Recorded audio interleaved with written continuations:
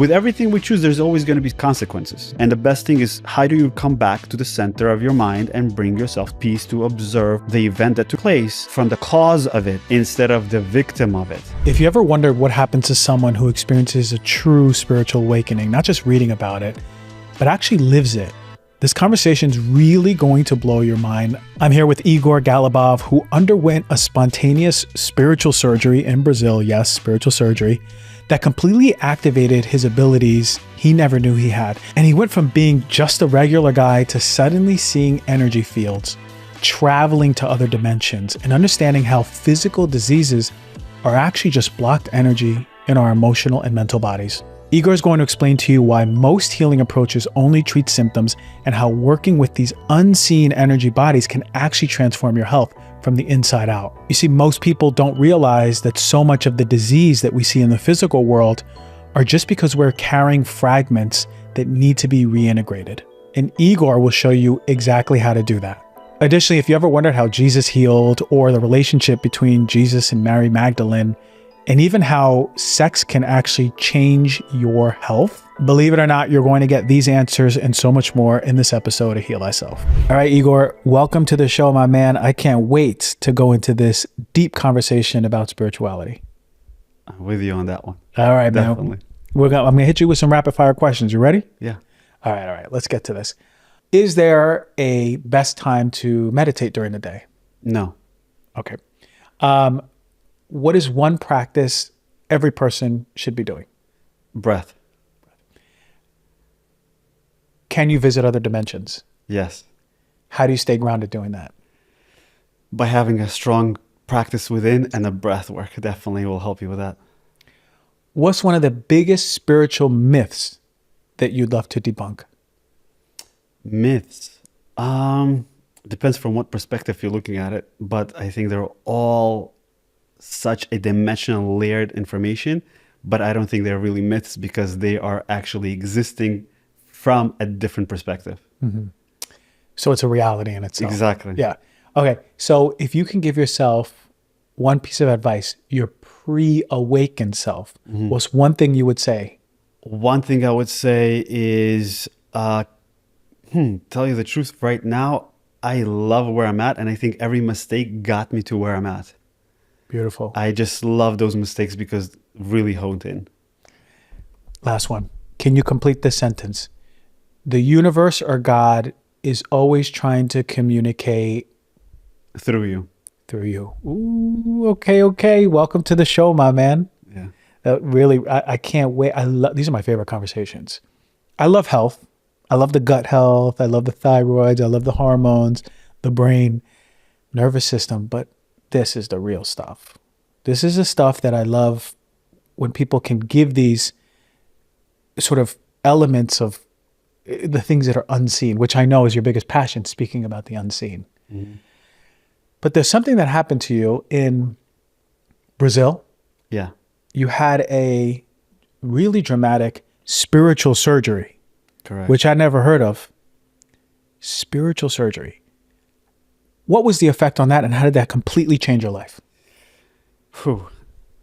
This was, first of all, I went there not for myself. I went there to support my mother, and with my uncle, I was like, all right. But when I arrived there, I was so intrigued with what was going on that I decided just to go up to the line. As I went up to the line, I did not expect to have a physical spiritual surgery take place. After that experience, I started to see and feel energy, which I did not understand. I was 24 years old. There was nothing about spirituality anywhere. MSN Messenger was just coming around. AOL Mail was coming. There was no Google. There's nothing you can search. Mm-hmm. And there was not a big experience on that. So what I started to feel and see threw me into shock. Threw my whole system into shock because I didn't know what to do with it. It was like I was a kid with all the gifts, but no wisdom. Mm. I was able to travel to any dimension, any solar system, any experience just by talking about it.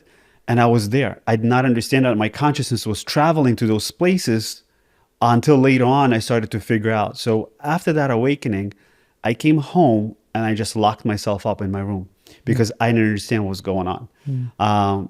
My physical body was responding and feeling what's happening next to a person next to me. I wasn't aware of that. So I didn't know anything about anatomy. I didn't know anything about the physical body. I was just feeling things and end up being in different dimensions. So with trial and error, within years, I started to put myself together. And there was several books that really, really assisted me in grounding. I wouldn't say grounded. I grounded myself probably 10 years later, because before that, it was just everything in the ethers. Completely lost interest in the physical reality, and I started to venture out into the field. I started to feel things before they happened in my body. I started to feel what's going on there, but I didn't understand. I started to see stuff, but I didn't understand. I started to kind of venture out and perceive the future, but I didn't understand. And with trial and error, I started to kind of put things together. And then I saw like, oh, wow, what is inside my body? I grabbed a book of anatomy and I saw organs. As I saw the organs, I understood, whoa, okay, this is not to digest food. They're to digest emotions. Amen. And I was like, wait a minute. It's not about the food. It's about how we process information internally. And with time, I started to understand that the organs are like inside of a watch. You have all the little mechanisms moving together, and they keep all the arrows on the proper minutes, hours, seconds. If one of them is off, your clock is off from aligning with the galactical timeline. So as I started to see the process between that, I started to like explore, okay, I want to know more. Where can I get this information? And we had a bookstore called Garden of Letters in South Street of Philadelphia. So I drove there and I grabbed books. As soon as I grabbed books, I opened them. And the first thing I see, it's just like, this energy starts going into my body. Now, without me reading, I started to download this information unconsciously, because you just feel energy flowing through. You're like, whoa, whoa. And then later on, as things happen in life, that information started to come to me. It was like, wait a minute, how do I know this? And just from that experience, because I was connecting to the consciousness of the writer. And one of the writers was Mantak Chia, which my dad gave me that book when I was 16 years old. And I just took that book, Multi-Orgasm Man, and just threw it to the side. I was like, what is this? Then I remembered there were chakras on there, and I grabbed it. And when I grabbed it, it just lit up inside of me. And the other book was called The Keys of Enoch by J.J. Hurtak and Desiree Hurtak, which is completely out of this world. I don't know if you... I've heard of it. When I grabbed that book took me away for 4 years. That was it. Wow. That book was the one that took me to different dimensions, and I started to understand what angels are. Metatron, Melchizedek, what are the architectural designs that they represent, energies. And I started to venture out every night and every day. All I wanted to do was meditate. So out of the 24 hours in the day, about 18 to 20 hours, I would meditate. I did not care about physical reality at all. I didn't even want to take a shower. I didn't want to eat. I was 140 pounds to one point, because I'm 6 foot tall, and I was 140 pounds because I didn't have a desire to eat. I was just in meditation. And during the meditation, I would venture out to different solar systems. And in that moment, I connected to these beings that started to explain to me how the energy bodies work. That's what became, for me, was my school. This was my friends, because I disconnected from my friends, family. I couldn't relate to them. It was just impossible. And as much as I wanted to stop that, I couldn't. It would come back. I would get these energies and I would feel horrible, come back home and clear my energy for 3 days, sit in meditations. Then again, okay, what do? Feel good and everything. And again, I go out. Again, I fall vibrationally. I start feeling pain here, there. Again, I start going through the process of meditation and clearing myself. So then I kind of understood, okay, what's happening in the field? Like, we're sitting here, our fields are interacting, people are watching, they're probably receiving information without even knowing it, but they're feeling something. Their interaction that takes place because there's no time or space. So I started to explore the fields and the chakra systems in the fields. Because just like we have the 7 here, there are also chakra systems in the mental, emotional, astral, the causal body, all the way to the galactic, even the universal body. But we're just exploring the 7 now. Yeah. You know, when we get into the emotional, the mental body, this is where the whole game begins. Everything starts from there. And if you don't address it within a 3-day period, right? Let's say you go out somewhere or you have experienced a heightened emotion, and that emotion is lingering first in the field. And if you don't address it within the first 3 days, that energy starts to penetrate and find space within your body to anchor itself into the cells of the body, maybe organs, depending on the emotional state that you're operating in. So I started to observe those things. I was like, wait a minute, if I remove this and I address it within a certain period of time, then I'm bypassing the illness, but I'm actually transmuting the field of what creates matter. Mm-hmm. So why are we always trying to heal matter? If everything comes from energy, then we should start from there. So I started to go deeper into that, and I started to do a little bit of healings, and it was a lot of healings. And then I realized that I'm picking up all this stuff. I was like, okay, I cannot keep doing these healings because my physical body is actually, my nervous system is going through trauma itself from somebody else's karmic patterns. So how do I do this? So I started to retrain myself. How do I teach people to do this? Yeah. Because I really teach you and you really understand it and you hone down on it. And tomorrow you go into the same frequency and experience it again, you know how to address it. But if somebody heals you, you don't know. So you're going to keep repeating these patterns, not only in this timeline, but in other timelines as well. So I was like, okay, I got to change this. So I started to try to put everything together in a form so people can understand it and tap into that field themselves. Mm-hmm. So it's like a pyramid structure on the physical. We have to have a strong foundation. But if you're coming from the ether, if you want to build a house on the physical, you need to build a foundation first, right? Then you have the walls, electricity, and so forth. If you start in the ether, you can start with the roof and end up with the foundation last, because there is no logic to it. Mm-hmm. It is illogical. It has its own logical thought process, which we are not used to because we're so used to utilizing the 3D dimension of how to. Mm-hmm. And the how to here does not apply to there. Because if you start to work on the multidimensional self and you start to heal yourself in the field, let's say in the emotional body, the mental body, it might take you to a different lifetime that is resonating at that same problem that occurred. Mm-hmm. So how do you come back here and heal that? So you also have to have awareness and discernment what is needed for you in this timeline. Mm-hmm. Because a lot of times I was doing healings and those healings were going to another dimension instead of here. Mm-hmm. So we also have to know, how do we find that core within ourselves and that structure to create a solid structure that will benefit in the growth of this lifetime.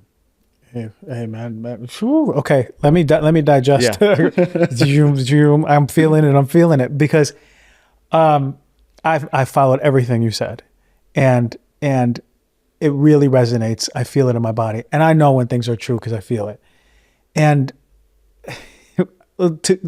before we even address all the things, that spiritual surgery, that moment, all the way back in Brazil. Yeah. Now in retrospect, since you're open, you have this awareness, this consciousness, what happened to your body, whether it was your physical, mental, emotional, what happened in that moment that activated you to this space? Okay, so there was what took place there when that spiritual surgery took place.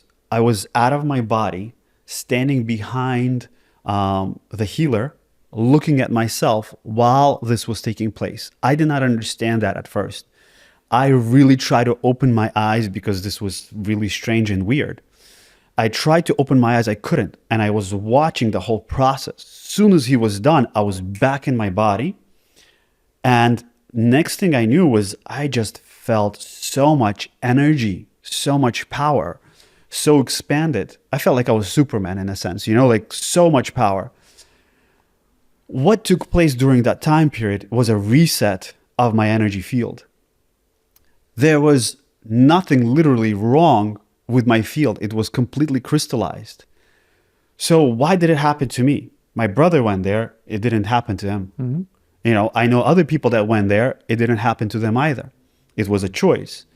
This choice comes from the development on the soul level, because this is a completely different of the development of the oversoul.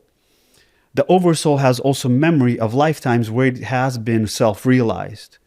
If a person is really willing to, in this lifetime, to go through that process, that energy will actually open up through the crown and find space to anchor itself in. This is where the energy of the heart comes in to accept that soul mission, you can say. Because what happens is the whole body, the whole cells, everything was healed. There was nothing wrong with me, literally. I knew that I had problems. I had polyp problems, I have allergies, I had rashes, all kinds of stuff. All of a sudden, everything was gone.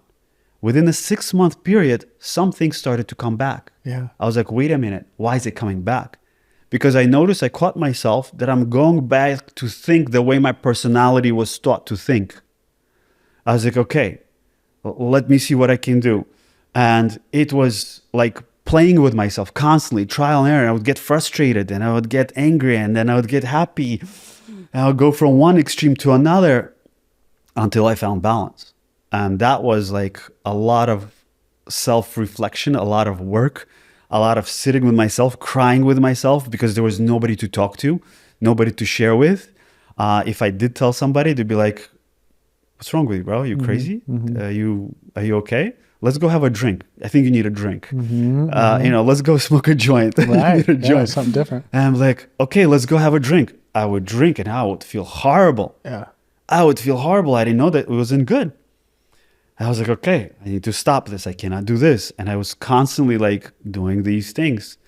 But coming back to that space, I was completely reset. So it was a point where I felt my soul's other achievements have come through. I want to ground, and it's beautiful because now in retrospect, you knew what that spiritual surgery activated within you.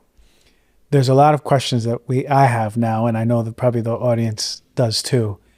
And one thing that is, because my language is emotions for healing and working with people, I work on the emotional plane. Do you believe that physical diseases, let's say like a cancer, is the manifestation of mental, emotional, unseen realms that is manifesting in the body? Our bodies have this incredible ability to renew itself inside out at the cellular level. But as we age, this process really begins to slow down. That is why I discovered something truly game-changing. It's from MitoPure, from Timeline. I tried all of the health trends to get out of feeling tired or foggy, really feeling off my game. And if you've done the same, you are not alone. I promise you this. It's really time to go deeper into your cells, deeper into your mitochondria. And what makes MitoPure special is that it's not only clinically proven as a supplement to help your cells clean out and renew themselves, but it's like a reset button to your cellular health overall. And what blew my mind is people are seeing increases in muscle strength, which makes sense, right? Because we have so much mitochondria in our muscles. But up to 12% after 16 weeks, it actually boosts your muscle endurance by up to 70%. After 8 weeks. Yeah, there's research studies here on MitoPure. And this is with people not changing their workout routine, just taking MitoPure. And we're living longer than ever, but are we living truly better? And what if the key is not just adding years to your life, but it's really feeling better on a cellular level? I take MitoPure, I take 2 a day, every single day, whether it's capsule or their new gummies, which I do love. I look forward to those, actually more than the capsules. Don't say it too loud. But I've seen firsthand how this cellular renewal can really translate to better results, better energy, better overall workouts. I love it. The gummies are actually sugar-free. They're naturally sweetened with stevia. They're vegan, gluten-free, and GMO. I'm going to take these probably for the long term of my life. Hopefully they're out forever. I really love them. The science behind it is fascinating. MitoPure actually delivers 6 times more urolithin A than a glass of pomegranate juice. And we know that people drink pomegranate juice to live longer. And it's a #1 doctor recommended urolithin A supplement in the industry. Think of it like home maintenance, cleaning out the home, breaking down, getting rid of all the stuff that needs to be repaired so new energy can flow. There's spaciousness, right? The gummies are amazing. They fit perfectly into my daily routine, and I keep them on my kitchen counter. I take, like I said, 2 every single morning. I don't have to take so many pills. So I'm excited to share with you that you can get 20% off of your first Timeline purchase. There's never been a better time to experience the benefits of the Mida Pure gummies. Go to timeline.com/DRG. That is TIMELINE.com/DRG and use the code DRG at checkout to receive 20% off today. Let me talk to you something that has been a total game changer in my home, and it's probably not what you think. It is an air purifier, because what we breathe in matters as much as what we eat or drink. And air quality in our homes can be filled from everything from mold spores to pollen to smoke to allergies. And air purifiers are so important. Most of them are going to be in plastic boxes, make a lot of noise. And then I discovered the Jasper. The Jasper was brought to me by my sales team, and they said, this is a fantastic air purifier. And I looked into it, and it was true. I loved it so much that I got the founder on. And what immediately caught my attention is the design. It's so many of the air purifiers are clunky, antiquated looking, 90s looking, and this is sleek, quiet, and powerful. But here's what really got me. It's built with steel, not plastic. So we're talking about machines that are actually built to last. So Jasper handles everything from smoke to mold to pollen, all the allergens that make you feel terrible without you even realizing why. Whether you're dealing with seasonal allergies, live in an area that is susceptible to wildfires or smoke, or just want the cleanest air possible in your home, get this. I am confident that you will love it. It has a lifetime warranty. Yes, lifetime. That tells you everything you need to know about the quality and engineering that goes into these units. Since I've been using my Jasper for about a year now, I have 2 running. One's on the first floor, one's on the second floor. I have 3 actually, 1 first floor, second, third floor.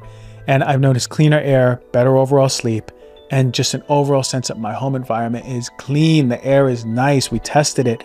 We had people come in and test the air, and they say the air is super clean. Thank you, Jasper. Go to jasper.co/DRG and use the code DRG for $200 off for a limited time. That is JASPR.co/DRG. The code is DRG. Correct. Yeah. There are illnesses that we come as contracts, as from birth, and there are illnesses that we create for ourselves throughout life based on our mental patterns.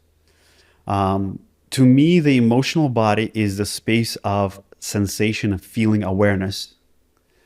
So the emotional body is not the problem, because it just stores information, doesn't even know why. It just wants to store it. It is the mental programming that triggers that emotional body. And the mental programming is within the nervous systems, within the 12 brain nerves to the brainstem. If we really truly find that and we see it, it's like being so aware that you can dive deep into your cells and see where the electrical pulse between the mind and the organ is not functioning. It is within that electrical pulse that we start to get illnesses. We call it illness. It is not. It is just stagnant energy that is not flowing through the emotional and mental body. Them two are not communicating. It is, you can see the masculine and the feminine, the positive and the negative, they're misfiring. And because they're misfiring, the physical body is just the result of what's taking place in the field. So it's showing you this. But cancers is just a form of lack of self-love.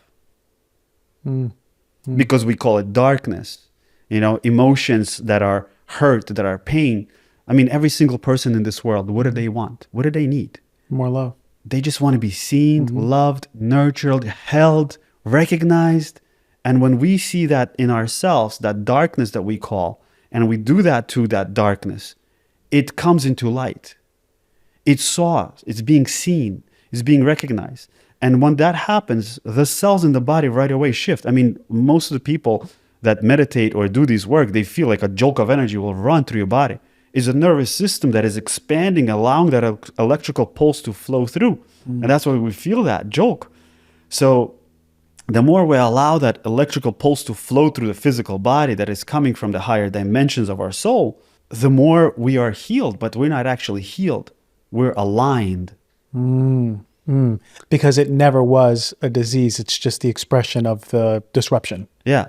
but we see it as disease, and how can we cure it on the physical level? You're saying a lot of things, man. And listen, I think this podcast might go a little bit over because I got a lot of damn questions for you. Okay, you piqued my interest. All right, you see how I changed my position because there's a lot of things flowing through me now. You just mentioned connecting to that darkness, and my life has been very synchronous lately. And I want to share with you something that has been coming into my awareness.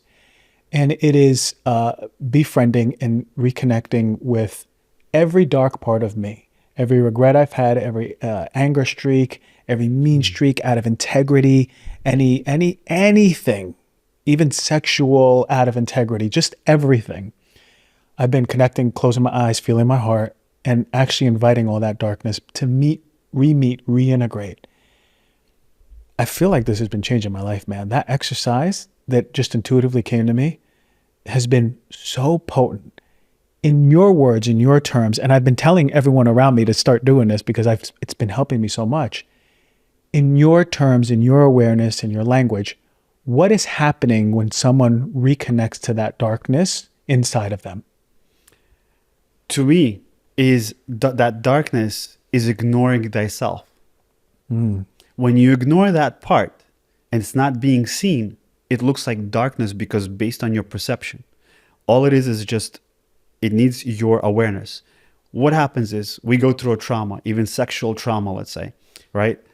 And then you start to respond and to react to certain places, and you start to look at things from sexual hunger.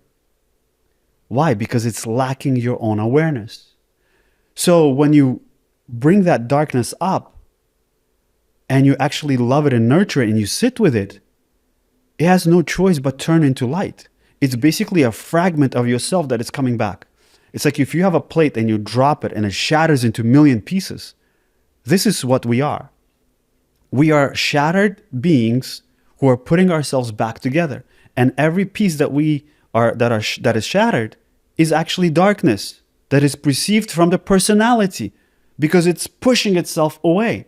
Instead of pushing the darkness away, invite it in. Invite it in, because when you invite it, it opens its heart and says, I am seen. I will show you why I'm here. I will tell you why that you have this problem or disease or trauma.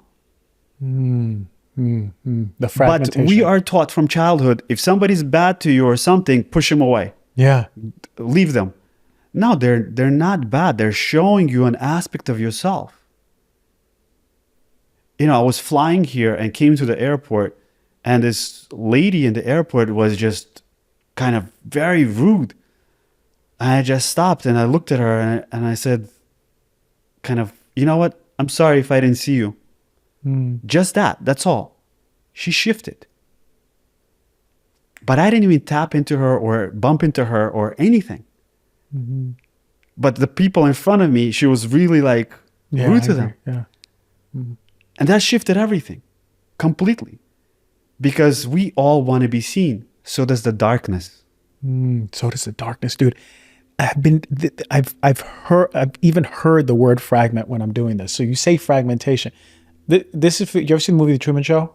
No. With Jim Carrey, where yes, like everything's a movie. Yeah. This is weirding me out, this conversation, because I'm feeling like this is The Truman Show.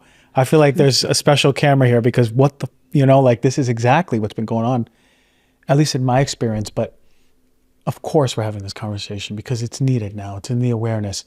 And I'm really valuing this as viewers and listeners, really, really potent information. I want you to be really present with this conversation because we're going to go deeper, and this is really, really important stuff. I have been out of nowhere very interested in the way that Jesus healed. And what did he embody? I grew up religious. I stopped being religious. I became very spiritual. But then there's something that came into my awareness in the past month. And I've been really obsessed with this work. How was it? First of all, was Jesus a real person to you? Because I know we're going to go back in time, and I want to go back into the Enoch stuff too, by the way. That's still in my head. Was Jesus a real person to you? And if he was a real person, how was he such an effective embodied healer? Jesus Yahshua. Yahshua was a real person to a certain dimension, but when we look at the Bible itself, the Bible and all the prophets in it, Enoch, Elijah, John, all of them kind of came and prophesied of Yahshua coming into this reality. That is the story of the cosmos expressing itself in this 3D reality. Each one of them came in to pave the way for Yahshua to realize his Christ consciousness, which is the source itself, you can say. There's a lot of information we can talk about this, but there's also Mary Magdalene, because we have two of everything, yeah? We have two arms, two legs, right? Two nostrils, two ears, but we have one heart. That other heart also needs a half in order for it to realize that higher potential, because they become a reflection of one seed from the source. There's a lot of information that's missing out about how she played a role and he played a role, both. But he's a representation of this divine perfection of source itself, where his healing practices is not about healing. He sees you as perfect. So when we do retreats or we hold space for people in retreats, the reason people feel that, for me at least, when I hold space like that, I see them already at that space where they are perfect. Yeah. And because you are the space holder and you believe that, and only that, that's why these people in your space become healed or aligned and transformed, is because you believe, and not only you believe, you know that they are perfect. And that knowingness is what brings it into reality. Because I will take back the word belief, because belief is still not a knowingness. You know? That's a belief. But exactly. But when you know, it's so deep inside that the cells have no choice but to step into that dimension. I wish I can, and I probably will show you my whiteboard upstairs in my bedroom, and it says exactly that to know that people aren't broken, because the very identification of you thinking people are broken completely collapses that healing that is potential there. The knowing that they're not broken, being like this divine source of truth, of people being able to feel your presence and seen in your eyes, holy shit, I'm accepted as not broken, and he sees me or she sees me. Now, that's super potent. That's healing. So that's what I've been trying to embody, man. And it's so cool that you're saying this right now. And I'm so happy we're having this conversation, because I was thinking, how am I going to get someone to talk about Jesus healing on this podcast? And there it is. It just comes up. It's incredible, man. So thank you for giving us perspective on that. That energy of Christ consciousness came through last year for me during Easter time. And it's been very present, very present. You take a look at what he studied, the space of Judaism, going back to those understandings of the Hebrew letters. They're not letters, they're numbers. It's Deuteronomy. It's the codes of existence itself. The Yod, Hey, Vav, Hey. To understand those codes, because they are actually expressions of I am. And when we understand that, because we have been taught for so many years to talk, but not to feel. For sure. And that can only be perceived from the astral plane. See, Jesus had resurrection. Buddha had resurrection. Osiris had resurrection. What does that mean? That means they have conquered their physical, emotional, mental, and astral bodies. When you unite that, it becomes spirit into one. They're no longer separate. The emotional and the mental body are working in unison, right? They're spiraling, they're spinning in one frequency. They're supporting one another. They're not distorted.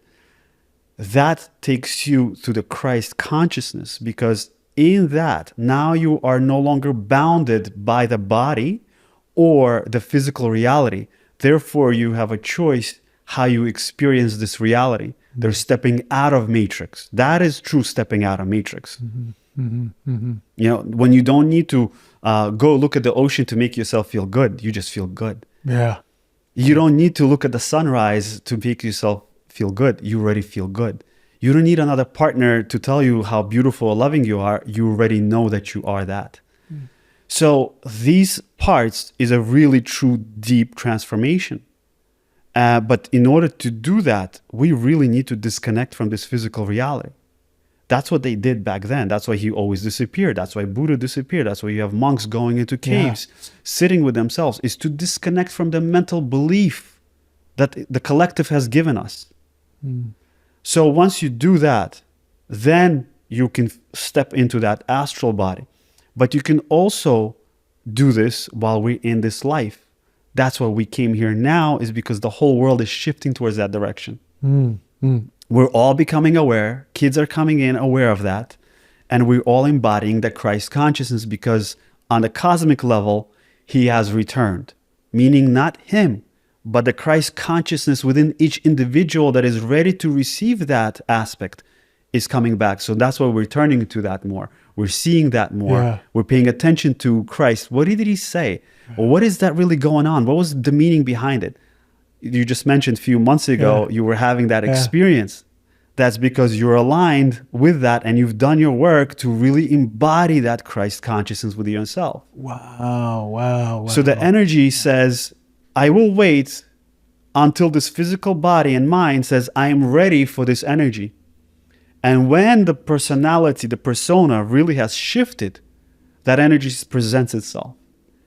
And it's always been there.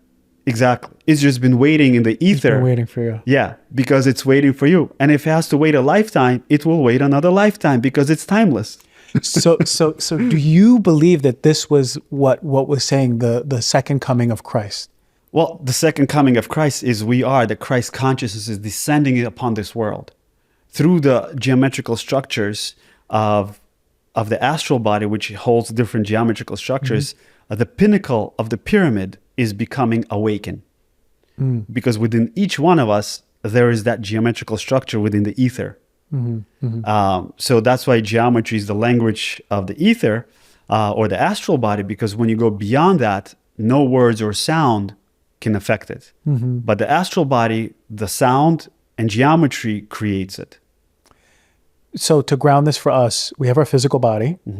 Is there another layer outside of it? Yeah. That's why they're called energy bodies, right? They're still your body. That's what they're called, energy bodies. Yeah. So we have the etheric body, which is the closest layer to a person. When you look at a person, you see this white silhouette around them.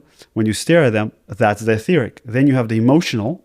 Then you have the mental. Above it, on top of it? They are actually, well, for the linear term to explain that they are in layers, but in reality, they are overlaying one another. So if you say emotional body, right now you're in emotional, it's in the same space. You say mental body, you're in the mental body, it's still in the same space, but it just appears itself multidimensionally and switches based on your mental perception. Which is in line with quantum physics. Exactly. Because it's the observer is collapsing the experience. Exactly. Unbelievable. So, but they all have their own rotational spin. So they have their own unique imprint. Exactly. But based on your observation or awareness around it, it appears. Correct. Okay, so they're all sort of just a realm of potentiality that collapses into. You know how you look at a lava lamp and all these things are flowing all the time? Yeah. That's what it is energy constantly in motion, flowing back and forth. And then when you bring awareness to it, that's the one you call in.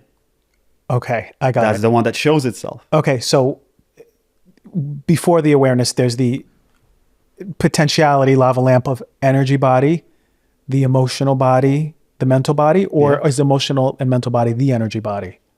They're energy bodies. They're energy bodies. They're different frequencies of it. Different frequencies with their own spins. Yeah. Okay. And they all encompassed by the astral body. But this is something we don't see. Obviously, we only see the physical. Yeah. So they're within the astral body. So the astral body is like the lamp of the lava lamp? Yeah. Okay.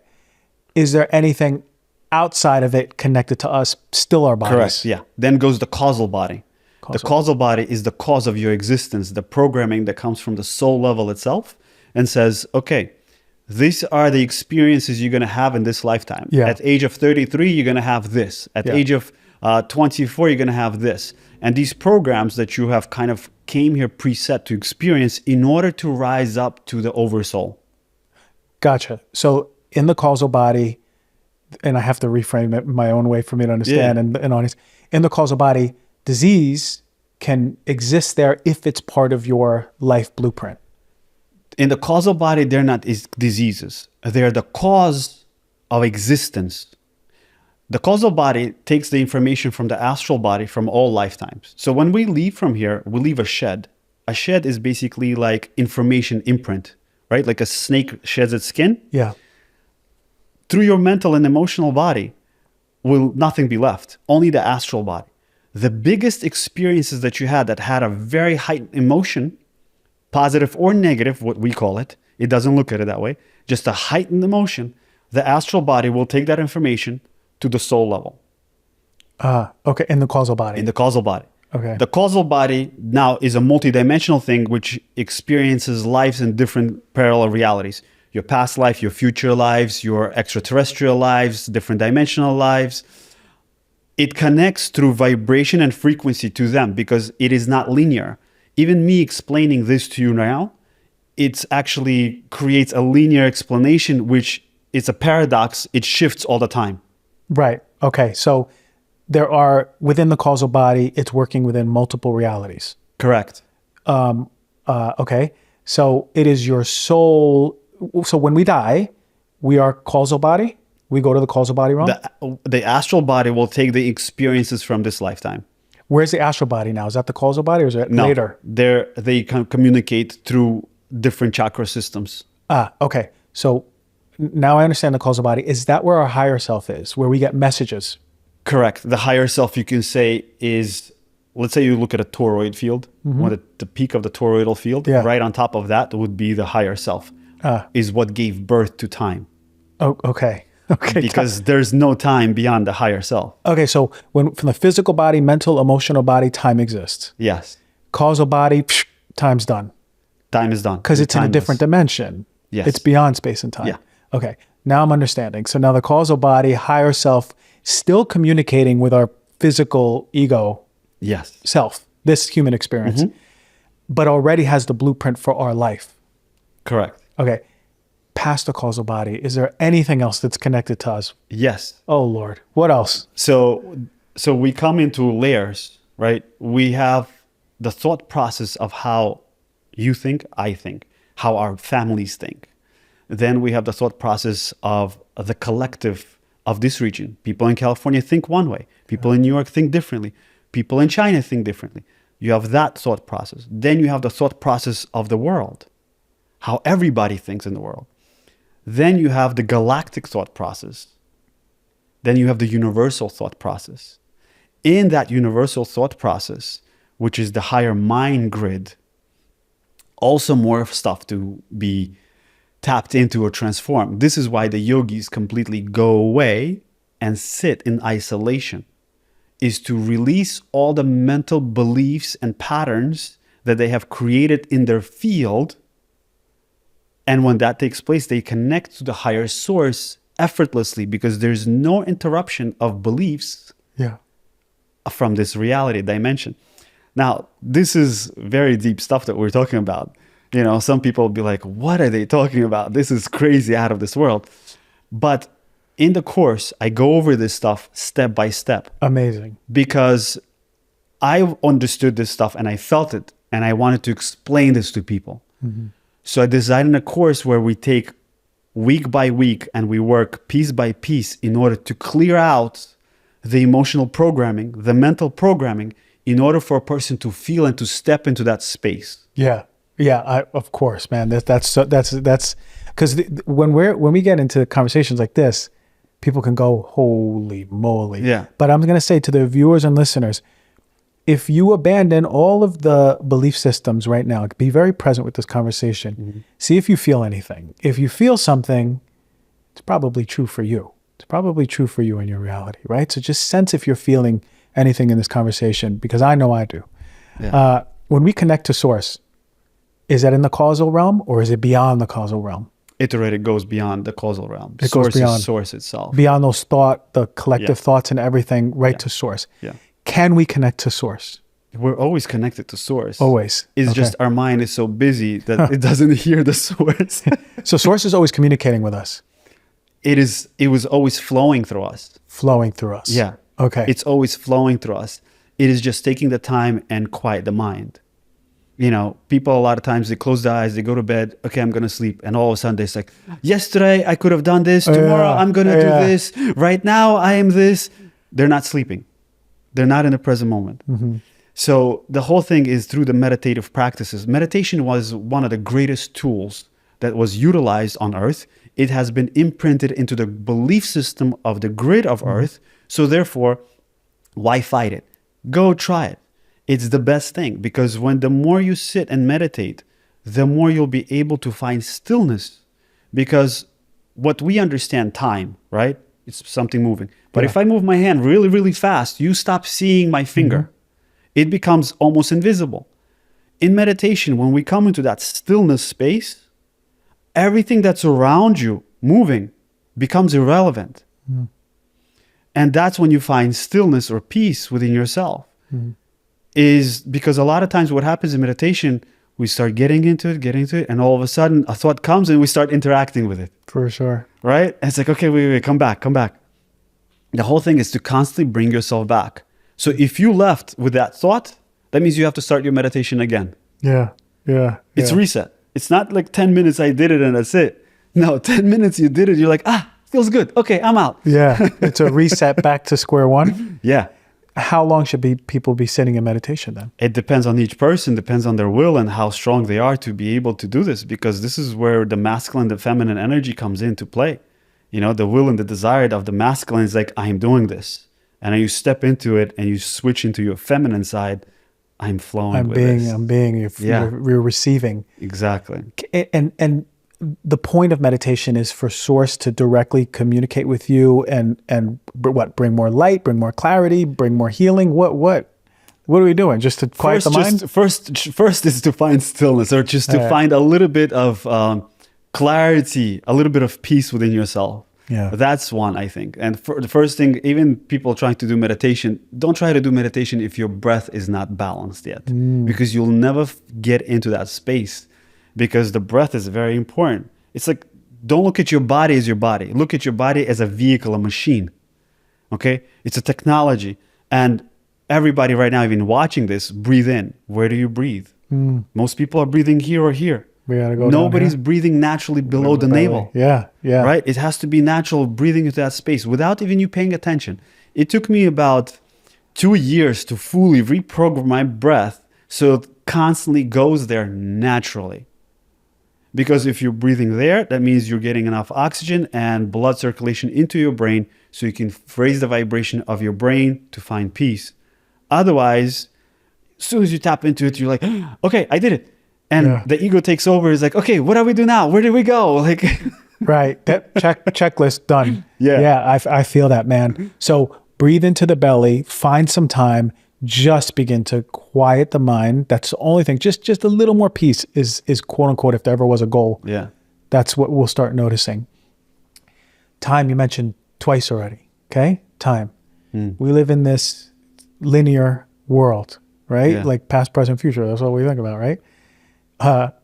You've traveled to all these realms. What is time, and how do you experience it what's the reality of time? That's what I would love to know. Is my death already happening when I'm born? Yeah, because it's timeless. Because it's everything's timeless. So is it that my death exists when I'm born in the same realm, and it's already exists energetically and has yet to materialize? Is that what it is? There's several. Let's look at it this way. You come in and let's say you already know your death, right? But it doesn't mean it's going to be that death. It could be a different death based on the experiences you choose, because you have free will through this space. So right now you could have one death, and then another time you have come to a self-realization, you're going to have a completely different death. So don't hold on to a vision that you see of the future, It is taking the proper actions to make the timeline aligned here. So if we have a vision, let's say not of our death, but of like, I want to get married and I want to live in this place, we have to align the timeline. That's what you're saying. It's more of aligning timelines. Yeah, it's basically taking the action. It's taking the steps. It's trusting yourself. For me, for instance, I see, let's say this event takes place 5 years from now. Okay, I trust it, I let it go. And I hold that vision in the back of my mind, in my ether, it's programmed, that's it. And I always start to act upon it, start to walk through life towards that direction. I trust that the universe is going to bring that to me. I know that it will. There's no other way, because this is what I've chosen. Yeah. With everything we choose, there's always going to be consequences. Yeah. There is no wrong or right. It is how you respond to these transformations and emotional flares that we have. And the best thing is, how do you come back to the center of your mind and bring yourself to peace, to observe the event that took place from the cause of it instead of the victim of it? That's the most empowering approach then. If something happens, let's say it's out of on the surface, it's happening to us. Yeah. Maybe we were supposed to experience it, right?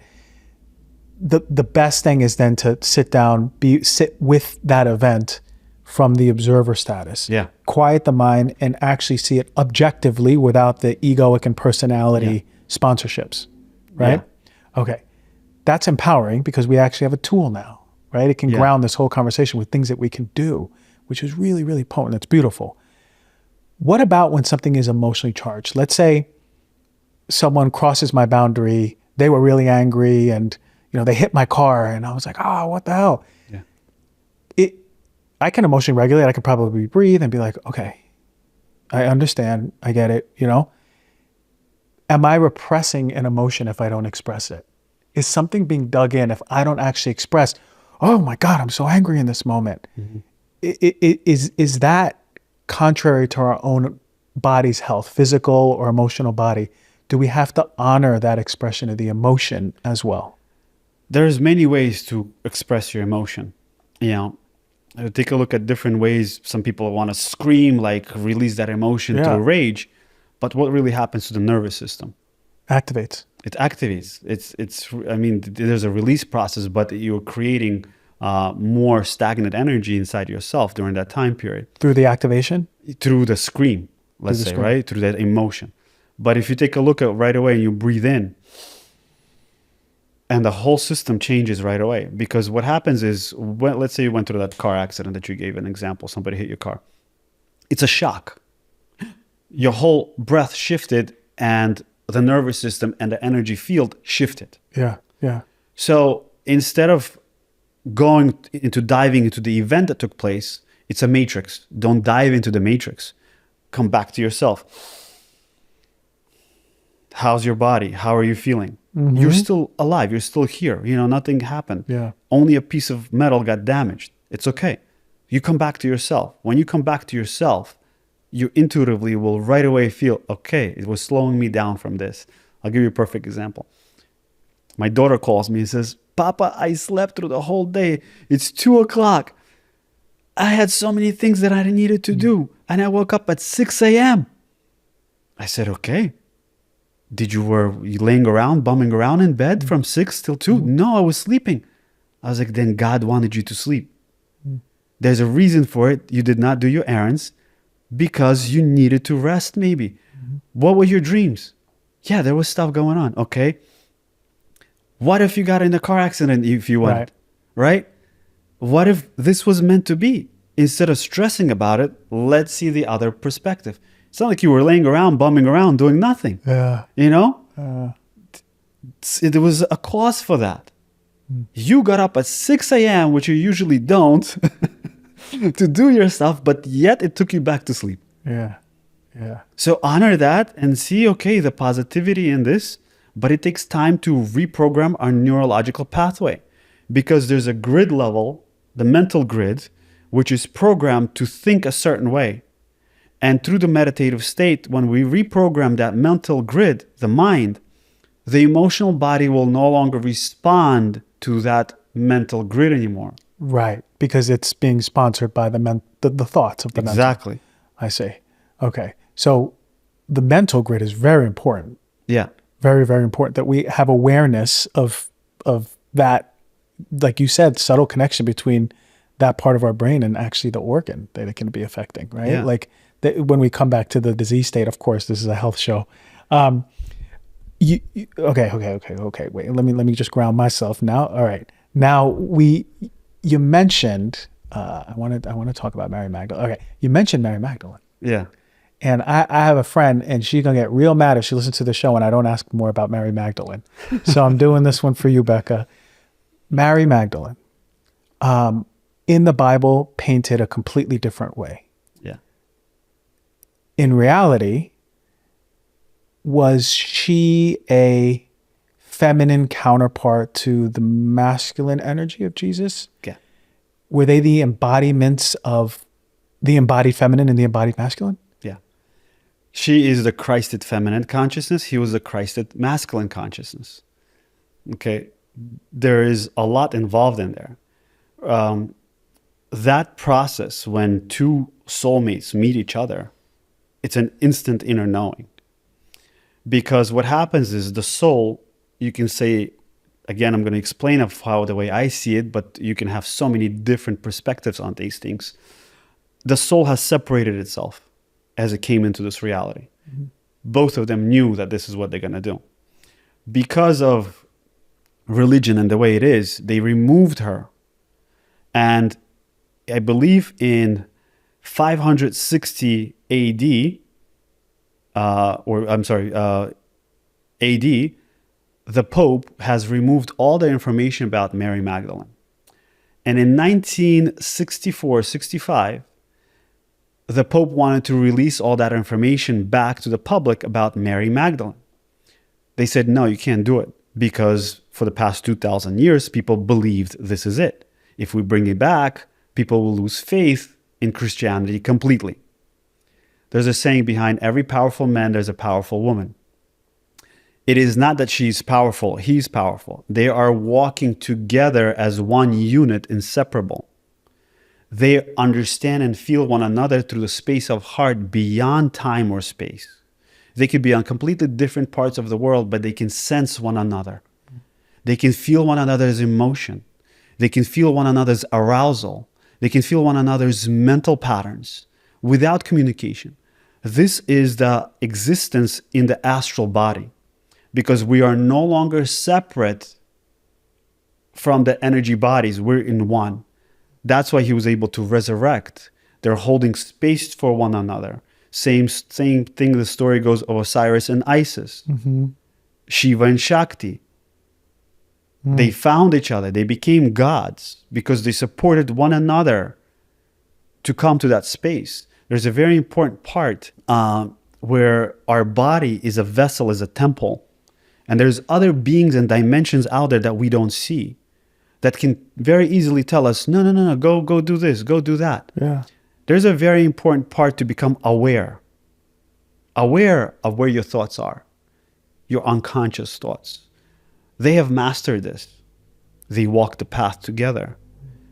So they become inseparable and in tune with one another. It's beyond love. It is the unification of all levels. So Mary Magdalene is, if we take a look at even the pictures of Mary Magdalene or Mother Mary, when they have the covered head and the covered comes completely, if you take a look at it, what does it look like? It looks like a vagina. Exactly. So it just hit me right now. Exactly. Wow. It looks like a vagina, and her head is the clitoris, right? Yeah. And then you look at the male, right? And the Shiva Lingam. Yeah. Same thing. It's the inside of the uterus with the penis erected inside. Whoa. It is the two coming together to create. And those two survived is because they are here to serve. So when those two come together and they become of service and to bring in the higher cosmic wisdom to this world, that's when these relationships survive. Ooh. So I'm thinking to myself, man, yeah, I'm very few and far between lost for words on these shows. Trust me, I always got something to say. But this is really mind blowing to me, man, because I grew up religious. I went to Catholic school when I was little, completely different teachings. And to me, I'm hearing this, and it's such a travesty that Christianity has suppressed such a beautiful, sacred wisdom. It is information, it is inspiration. And we have been suppressed only to look at this patriarchal approach of worshiping this man versus what I'm hearing is worshiping these two expressions of God as one. As this most incredible divine matrimony of beyond love, like you said. Like when you say that, I feel like, oh my God, like this is true beauty, like the highest level of loving beauty that I can ever imagine.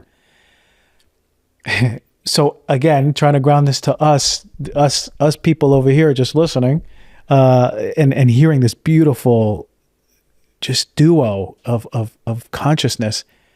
How do we approach our relationships? How do we approach, is it that there is a soulmate? Is there a soulmate for everyone? Yeah. There is. Okay. How the hell do we know who our soulmate is? Are we always looking for each other's energy bringing us together? That's the problem. We shouldn't be looking for that. We should be first working on ourselves. So I'll tell you a little story if you don't mind. For sure. Okay. I went to Egypt. I take people to pilgrimages. Egypt, Jordan, Turkey. I just came back from Turkey. And the reason I went to Turkey is because where Mother Mary lived. Yeah. That's where she lived and died after Jesus' crucifixion. While I was in Egypt, we came to a temple where priestesses lived only. Now, this is where the astral perception kicked in, and I was just observing what took place during that timeline. These women were priestesses. They were completely isolated from the physical reality. During that time period, Yeshua and Mary Magdalene come to them to get married. 8-day wedding. These priestesses, instead of marrying them, connected energetically to their chakra systems, to their energy centers, to Yeshua and Mary Magdalene, to make sure that they stay connected to the source for 7 days and not get deviated for 1 second from the source. A vertical connection for 7 days. On day 7, when they stood connected to source, to the Elohim consciousness, to the divine source, to light itself, on day 8, they only got married because the test was to be divinely loyal to yourself first. Because if you are loyal to that light above you, then the one that is also loyal to the light above you will be able to join with you to complete the soul mission of bringing in the divine light into this earth, creating heaven on earth. Yeah. These words represent something, but we are so busy in our everyday reality that we get swiped away from the source itself. And we get diluted by what's going on outside and how we look and what people do and what they say, instead of sitting in that space. And when you truly come into that and you let go of the desire of connecting to your soulmate, they will come naturally, because the universe will find a match vibration, will bring him from the other side of the world to meet one another. Ooh. All of you looking for a partner, now you have the codes. Work on yourself. Be connected to that light. Yeah. Meditate. Close your eyes. Feel that light. Feel your truth. Feel who you are, divine. And let everything else take care of itself. Exactly. I've been to that temple. I've been to the temple. Is it the one on the water? You're talking about the Isis temple. The Isis temple. Yeah, that's the one on the water temple. with like it's the priestess temple. It's incredible. Yeah, that's a beautiful temple. Yes. Yeah. But it was this is a temple off the main strip of. It's actually past Alexandria. Oh, I didn't go there. Yeah, it's a very rare. There are some beautiful, powerful waters there. It's a desert there as well, and in the middle there, there's just this broken temple. That experience for me there was much more powerful than being inside the pyramid. Yeah. Yeah. There's something. Experienced that image was the marriage of my own feminine and Christ itself. That's when I understood, wait a minute, after I came back home, a few weeks later, what that really represented. It is the marriage within yourself of the masculine and the feminine.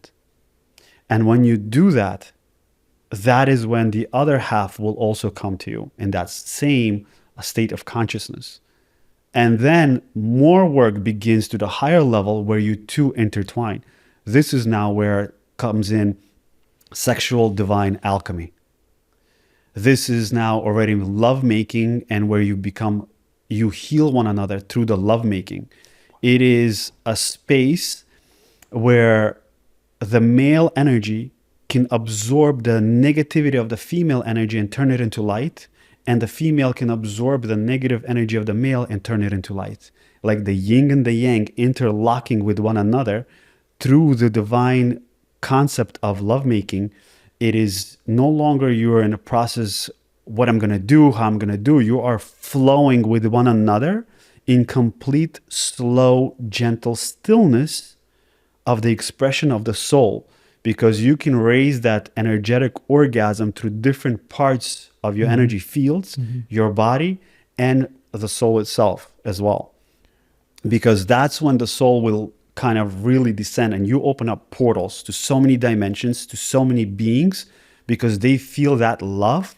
And when they feel that love, that is what creates the creation, the Big Bang in the universe. You are creating another universe between you and the other partner. You merge into oneness. That practice takes really strong cultivation within the male and the female. You're supposed to feel one another. She feels you, you feel her. Every single inch, you're aware of what's happening, every cell that is shifting. There is so much involved in that. It is asking the permission slip to the yoni before you even enter it. It is being so aware of her that it's so deep to the point where you can feel every cell open up like a flower within. And that is a deep practice. And I believe we're coming back to that as humans. We're not these animals. Even animals make love consciously.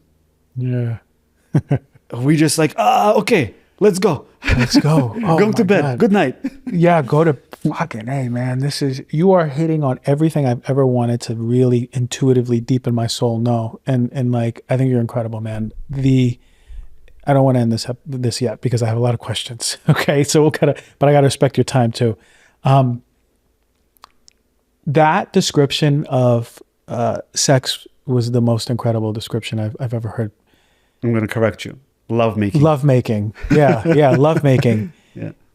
The fact that you had me visualize a new universe created between two people, I can't imagine. It's really hard to cultivate that level of love by yourself, and maybe you can, but I can see that route with another person that you love to create a massive portal of this summation of love between two people. And you mentioned beings. What do you mean beings? There's angels attracted? Is it there's like angels, there's guides, they're multidimensional beings. Because they sense that love that's being created? Yeah, because that love is the greatest power. That is when the universe is created. That was the sense that level of love was the love that was felt before the Big Bang? That was the Big Bang. That was the Big Bang. Yeah. That is the two hearts piercing one another into its own universal light. It's the same flavor. Yeah. Incredible. What we're trying to discover in the universe is happening within us. Yeah.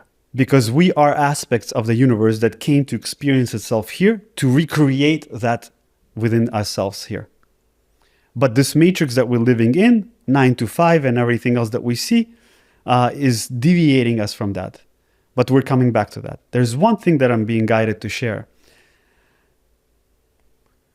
Through this awareness of lovemaking, this is how you can create a portal to open for vibration of a divine child to enter this universe. Because souls enter based on vibration. If your vibration and love is really heightened, you will attract the most heightened, aware soul.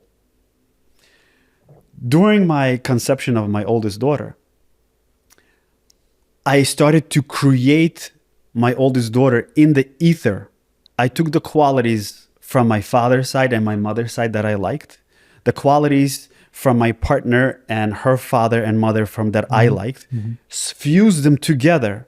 And during the time of the orgasm, I have released it into the universe. When you release that, and at that same time a portal opens up, your whole crown just opens up wide. That's when the soul will notice the vibration and will enter through that into the womb of the mother. So Yahshua and Mary Magdalene knew of this very deeply. You can use that to create a child, or you can use that to create the lifestyle or the universe that will support the heavenly realms to exist on this planet. It is not for manifestation of a car or a house. I'm thinking about that. That's what most people will start thinking, because that's a natural state of how we think.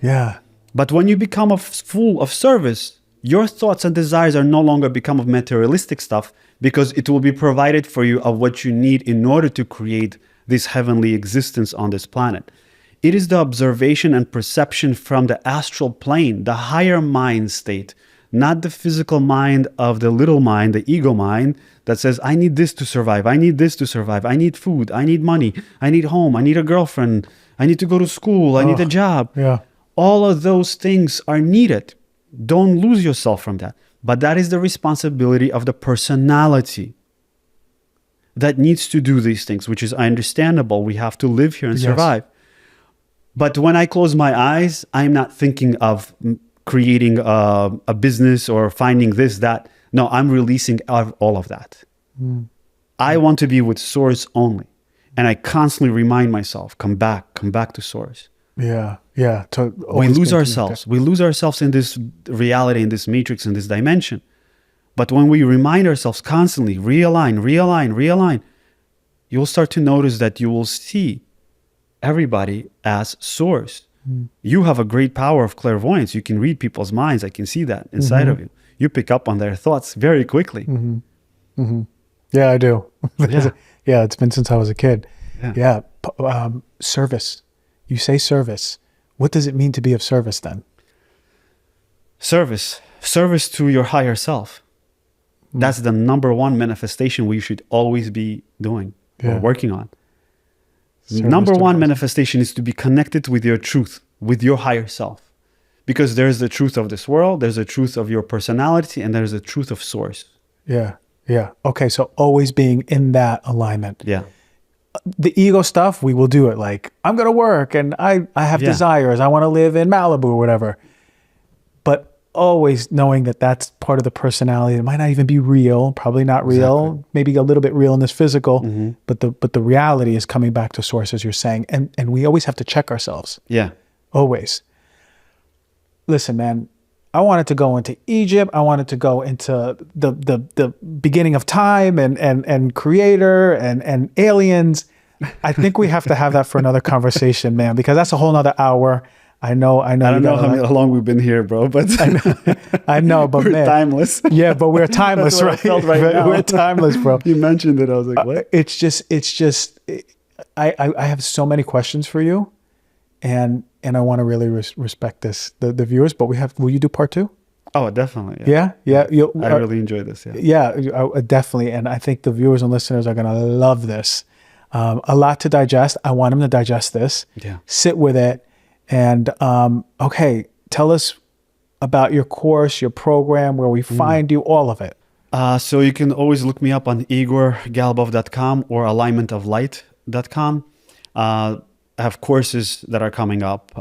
We have different workshops, pilgrimages. The pilgrimages are divinely guided. So it's not like I say, I'm going to do this pilgrimage. If I got to send a signal, I have to do it, then I do it. Retreats. And I'm actually coming out with a sexual alchemy course. Ooh, based on the stuff that you were suggesting. Ooh, okay. Based on that, there's just so much information on that.